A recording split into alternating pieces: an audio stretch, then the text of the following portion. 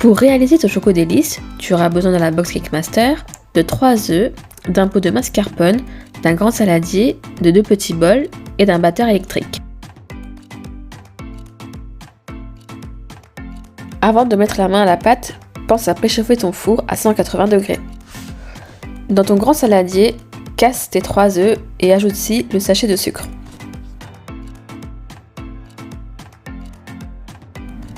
Mélange le tout 3 minutes si tu as un batteur électrique, sinon il faut compter 6 à 7 minutes au fouet.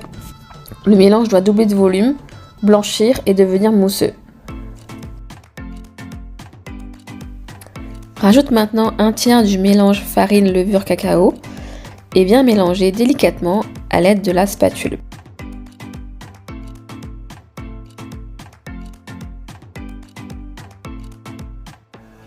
Une fois que le mélange est bien incorporé, recommence cette opération 2 fois avec le reste du sachet.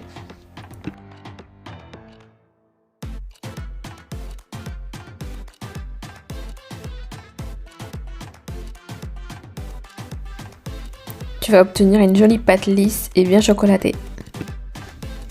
Prends maintenant tes 2 moules en papier et viens les beurrer. Cela permettra au gâteau cuit de se démouler plus facilement.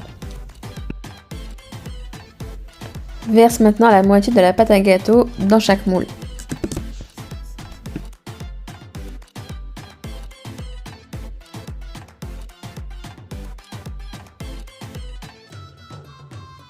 Avant d'enfourner ton gâteau, n'hésite pas à tapoter ton moule contre le plan de travail pour faire remonter les bulles d'air à la surface de la pâte et les éliminer.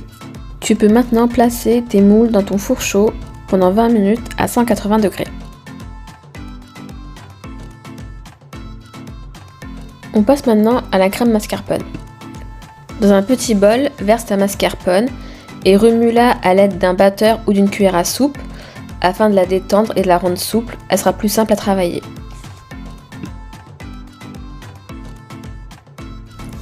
Rajoute maintenant le sachet de sucre vanillé et le sachet de sucre glace et mélange les 2 ingrédients jusqu'à ce qu'ils fondent complètement dans la mascarpone.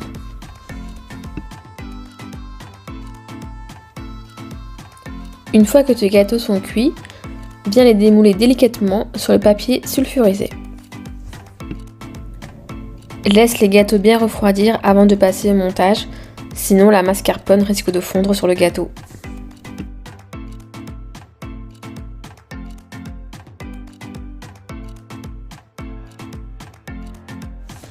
Une fois que les gâteaux ont refroidi, on peut passer au montage. Prends ta crème mascarpone et étale-la petit à petit sur la génoise à l'aide de la spatule.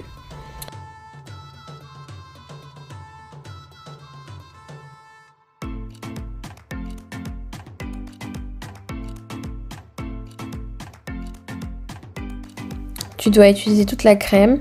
Fais attention à bien répartir la même quantité sur toute la longueur du gâteau. Une fois que ta crème est bien lissée, viens recouvrir le tout avec la 2e génoise.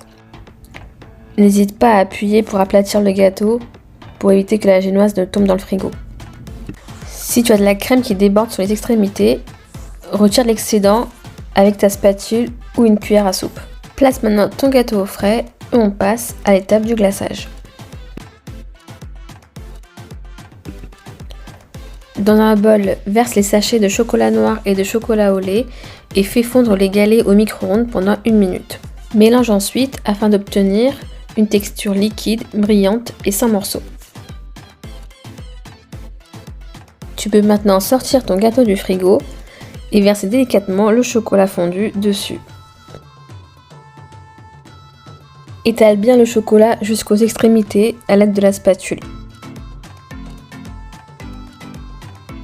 Le glaçage doit recouvrir tout ton gâteau, aussi bien au-dessus que sur les côtés.